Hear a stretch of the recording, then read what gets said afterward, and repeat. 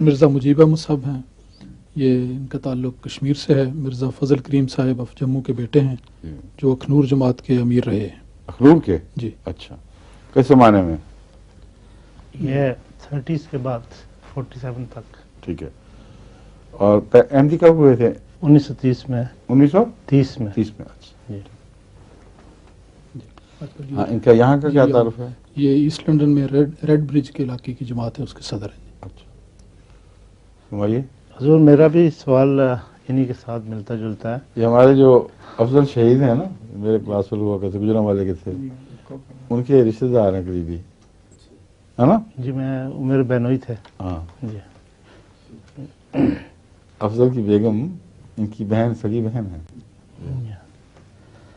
وہ ان سے ملتا جلتا سوال ہے کہ کن سے ملتا جلتا؟ یہ لاسٹ سوال سے ان کے سوال سے. جی. ہاں، دونوں پاکستانی کے بعد رشتے دار گجرا والے کے رشتے دار. پاکستان کی نئی حکومت نے یہ جمعے کی چھٹی ختم کر دی ہے اور آج 20 سال کے بعد پہلی دفعہ چھٹی نہیں ہو رہی. اس کی جگہ اتوار کی چھٹی کر دی گئی ہے.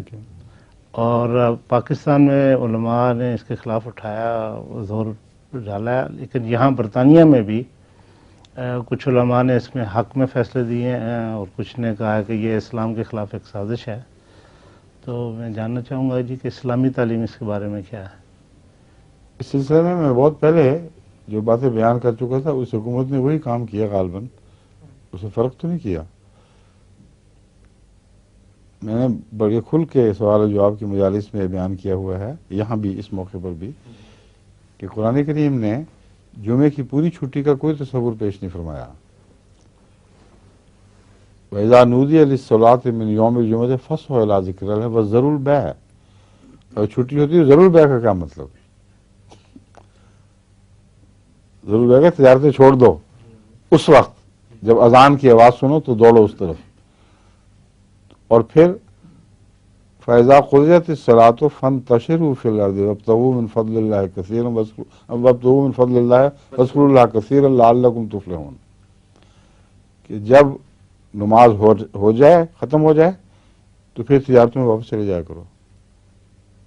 پھر فَابْتَغُوا مِنْ فَضْلِ اللَّهِ، اللہ کا فضل یعنی تجارتی مال وغیرہ کا حاصل کرو، اور مگر یاد رکھنا کہ ذکر الہی ساتھ جاری رہے. اب اس آیت کو کوئی مولوی پڑھتا ہے کہ نہیں، مجھے سمجھ نہیں آئی. یہ صبح سرحد نہیں پہنچی ابھی تک یہ آیت نہ کراچی پہنچی ہے.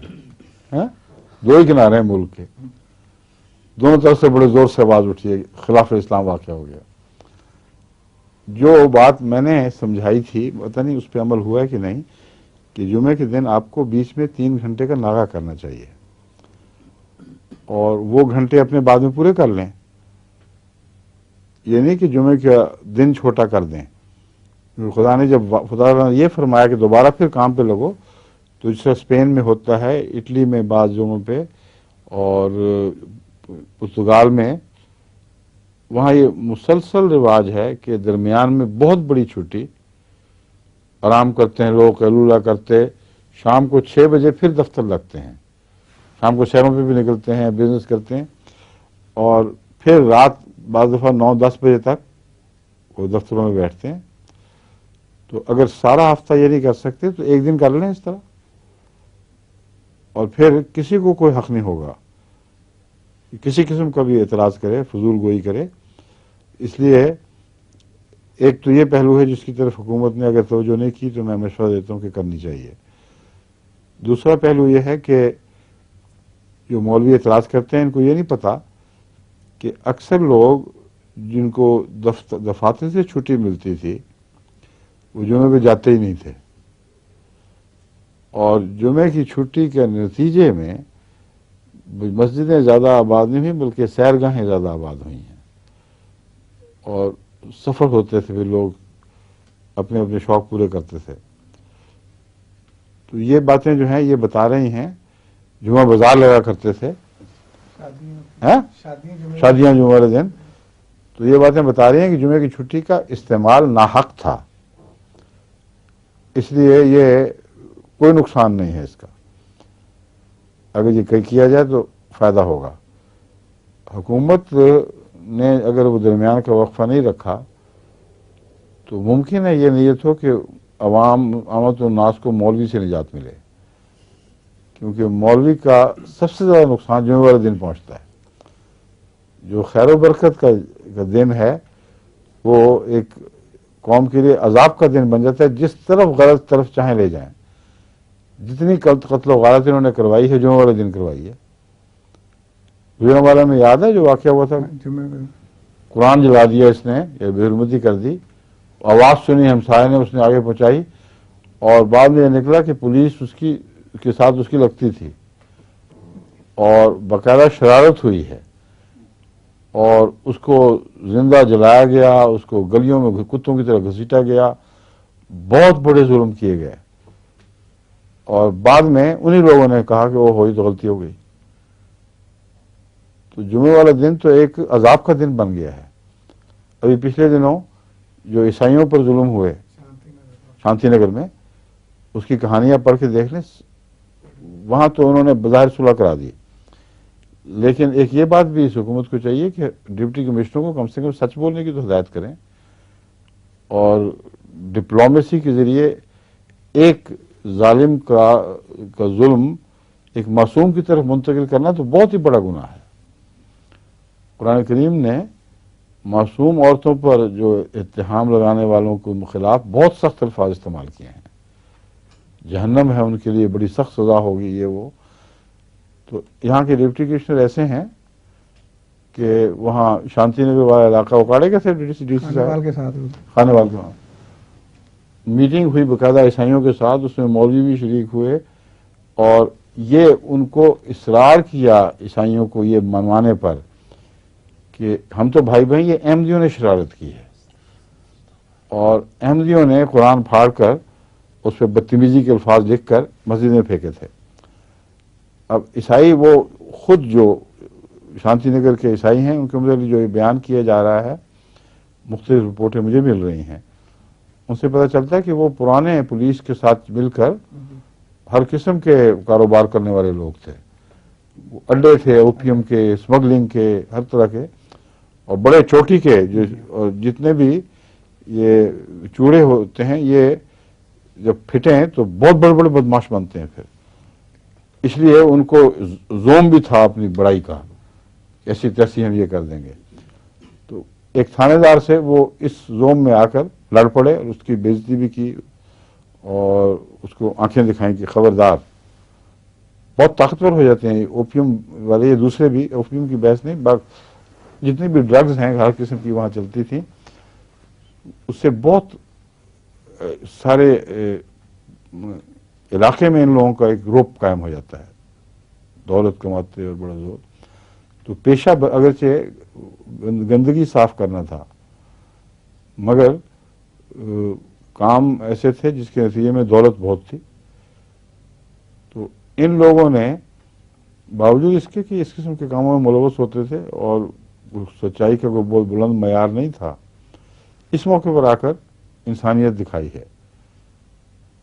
یعنی قابل شرم بات ہے کہ عیسائیت کے وہ نمائندہ جو کردار کے لحاظ سے یہ بیان کیے جاتے ہوں، اللہ بہتر جانتا ہے یہ رپورٹیں سچی ہیں کہ جھوٹی، مگر اگر یہ سچی ہوں تو پھر ان کا کردار ان کے مقابل پر ایک منہ پہ چپیڑ ہے۔ انہوں نے کہا یہ باتیں تم بیوقوفوں والی نہ کرو، ہم احمدیوں کو جانتے ہیں، وہ سچے لوگ ہیں اور صاف لوگ ہیں، کوئی کرائم نہیں ان میں، کوئی جرم نہیں، وہ یہ کر ہی نہیں سکتے حرکت، جو کہتے ہیں وہی کرتے ہیں۔ قرآن کی بے عزتی احمدی کبھی نہیں کر سکتا، یہ تم لوگ ہو جنہوں نے یہ پلانٹ کیا ہے وہاں، اور یہ تھانے دار ہے آپ کا جس نے ظلم کروایا ہے۔ بس وہ تھانے دار صاحب جس طرح گجرانوالے میں ہوا تھا، جمعے کے دن عذاب بن گیا لوگوں پر، اور پہلے ایک بے ساختہ شور پڑا ہے، اس کے بعد جمعے والے دن باقاعدہ مسجد سے اعلان کروایا گیا شہر میں کہ جو کچھ ہوا ہے یہ کچھ بھی نہیں۔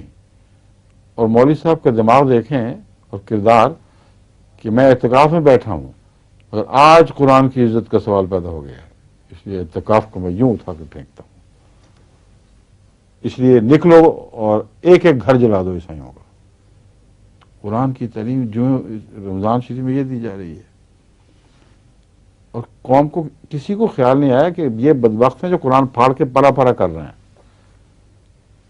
قرآن کے نام پر جو ظلم کرتا ہے اس سے زیادہ قرآن پھاڑنے والا اور بے عزت کرنے والا کوئی نہیں ہو سکتا.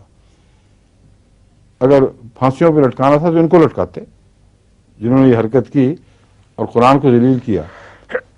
اور اوپر سے پھر یہ جھوٹ کافی نہیں تھا ابھی کہ باقاعدہ میٹنگ میں یہ پیش کیا عیسائیوں کے سامنے کہ آؤ اس بات سے ہم صلح کرتے ہیں کہ سب اہم مرزائیوں قادیانیوں کا قصور ہے, نہ تم گناہگار نہ ہم گناہگار. کیونکہ سوال ہی نہیں پیدا ہوتا. ان کا کردار ہر شخص سے بالا ہے. یہ ہے سارا واقعہ شانتی نگر کا. اور پھر انہوں نے جو بعد میں ظلم کیے ہیں وہ تو حل چلا دیا. کوئی گھر کوئی گرجا باقی نہیں چھوڑا. بستی ایک قسم کا وہ کھنڈرات میں تبدیل ہو چکی ہے مکمل طور پر. اور وہاں بیچارے مجبور تو ہیں. بہرحال قومی طور پر پیشہ ایسا تھا کہ زیادہ سے زیادہ یہی کر سکتے تھے نا کہ اس دن شہر کی صفائی کرنا بند کر دیں. تو وہ جب جھکے ہیں دراصل شہر کا جو مزاج بدلا اس وجہ سے بدلا ہے.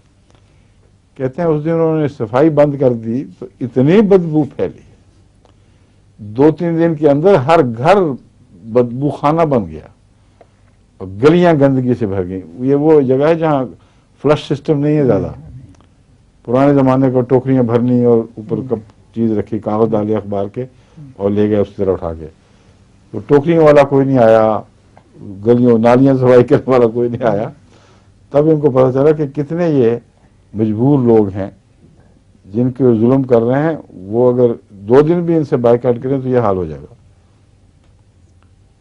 اگر انسان کا فضلہ خارج کرنے کا پیشاب خارج کرنے کا نظام ایک دن کام نہ کرے تو دیکھیں نہیں کیا حال ہو جاتا ہے بدن کا. بڑا عذاب ہوتا ہے انسان پر. 2 دن پیشاب نہ آئے تو یورک ایسڈ یوریا بڑھنا جسم کا, اور اس کے علاوہ جو بوجھ پڑتا ہے اس سے لوگوں کی چیخیں نکلتی ہیں اور کیتھیٹر کے ذریعے دوسرے ذرائع سے یا دوائیوں سے پھر پیشاب کو خارج کرتے ہیں. تو یہ 2 دن ان کے نظام شہر پر یہ آفت ٹوٹی کہ جو ان کے گردے اور خارج کرنے والا نظام تھا وہ فیل ہو گئے. تب یہ جھکے ہیں, ورنہ انہوں نے معافیا نہیں مانگنی تھی. میٹنگ میں معافیا مانگی اور یہ شیطانی شوشہ چھوڑا کہ احمدیوں کی طرف کر دو تاکہ جو بقیہ ظلم کرنے تھے وہ احمدی گھروں پہ کرتے. اللہ تعالیٰ ان کو جزا دے. اسی وجہ سے خدا کرے ان کی اصلاح ہو جائے کہ انہوں نے کم سے کم ایک اعلیٰ کردار کا نمونہ تو دکھایا ہے. عیسائی ہو کے بظاہر دنیا کے ذلیل ترین پیشے سے تعلق رکھنے والے, جرائم میں ملوث بیان کیے جانے والے, یہاں آ کر مولویوں اور ڈی سی صاحب اور دیگر جو بڑے بڑے لوگ تھے ان کے سامنے اپنے کردار کا سر اونچا کر گئے. ٹھیک ہے نا؟ آپ کا سوال تھا جی پھر تسلی ہو گئی یا رہتی ہے باقی؟ بالکل ٹھیک ہے. بہت ہاں جی چلیں.